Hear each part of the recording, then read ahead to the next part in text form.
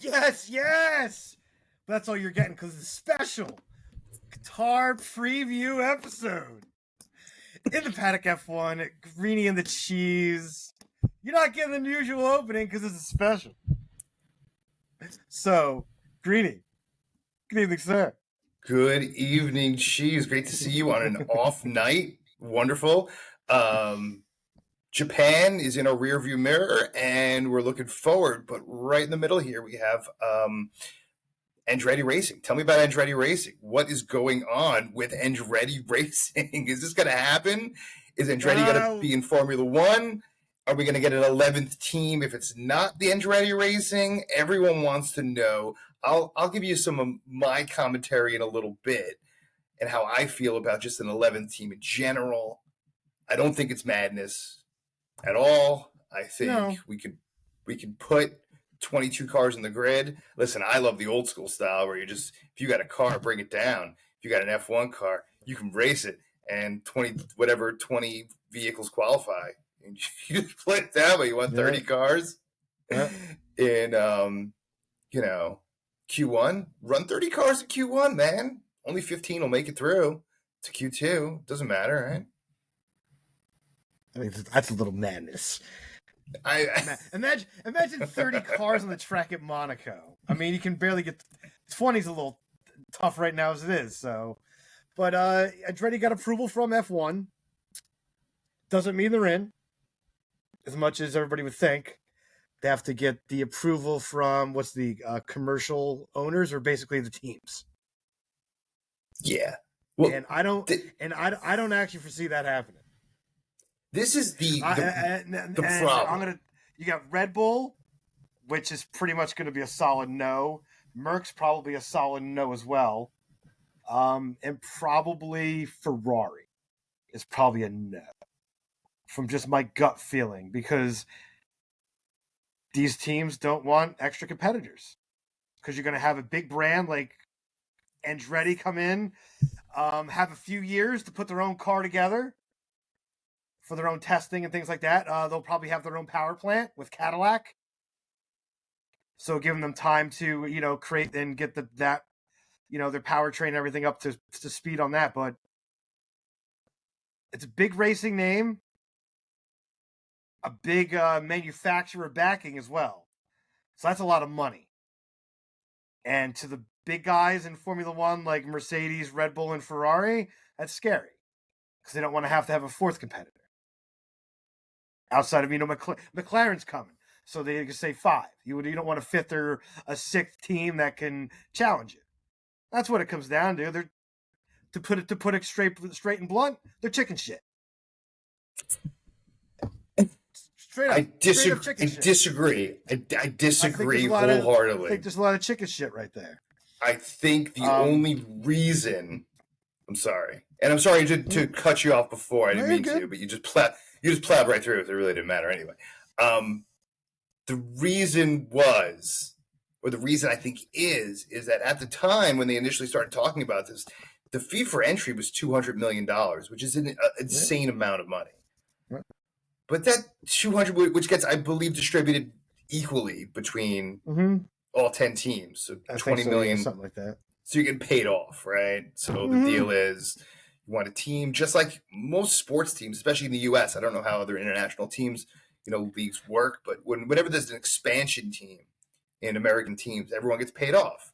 You show up with, X number of dollars that gets distributed through X number of teams, and everyone gets paid off. $20 million is not a lot of money when it comes to Formula One. It's not as much as you think. When teams are running close to $1 billion, $20 million is a drop in the bucket. So you're going to add an 11th team for $20 million. What is the number that would work? And then your chicken shit philosophy kind of goes out the window because money talks, right? And they're only saying that because it's not worth it. Make it worth it for them.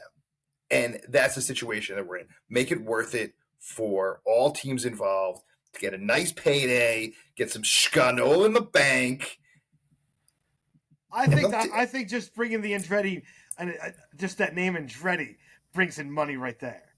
brings in sponsors that want their name on the side of the track, a commercial here or there, and they have plenty of money. Yeah, but that's a lot. That's a big name. Andretti's still a big name. It's still a monster name in motorsports. It's a monster name in motorsports. It will bring money on its own just by bringing that in there. It'll bring eyeballs. Even more than they're getting right now. It will bring American eyeballs. Hey, that's what they're looking for. That's what they want. Yeah. People forget that 1% of the U.S. market is 35 million people. That's almost a population of Spain. That's like, 65% of the population of the UK. That's 10% of the American market.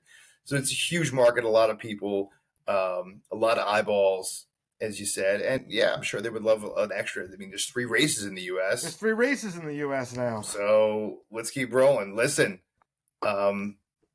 before we conclude, anything else to add about Andretti Racing? That's really, really it, because it's the FIA approved it, but that doesn't mean diddly poo at this point. Yeah, well, the teams have to approve it, and I'm sure that'll take a while. Show me the biscuits, baby. Show me the biscuits. Show the biscuits. But until they show them the biscuits, sir, listen, in the paddock, F1, Greeny and the cheese. Check us out on the podcast. This will not be a podcast. I got some more here. Time out. Overtime. I got more. How about this one?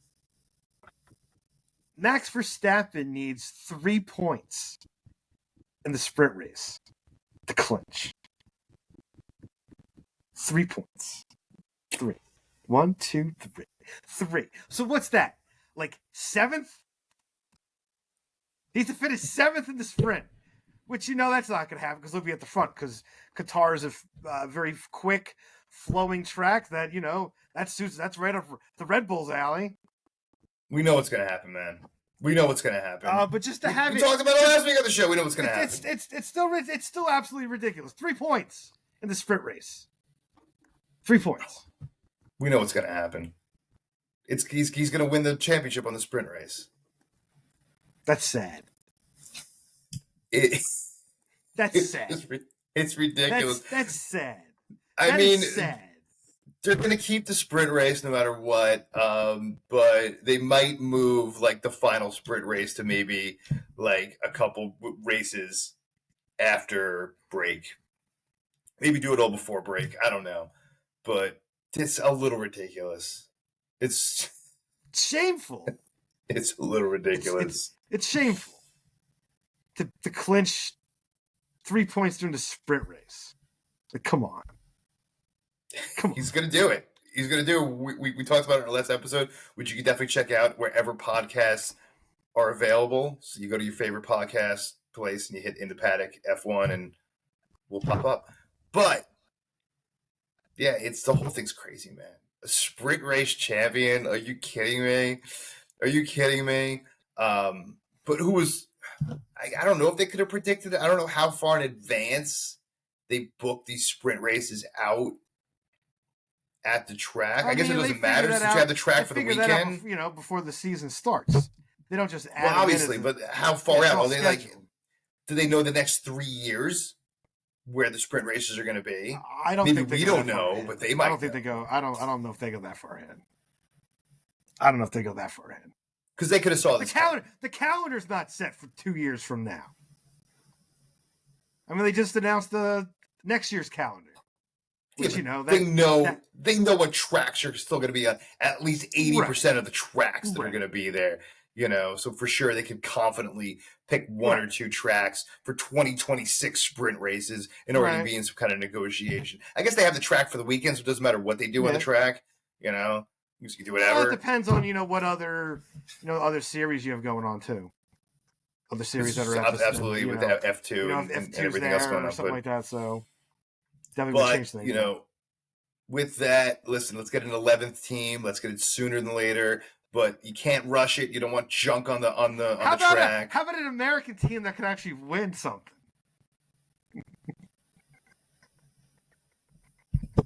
Yeah, that's right. I took a shot.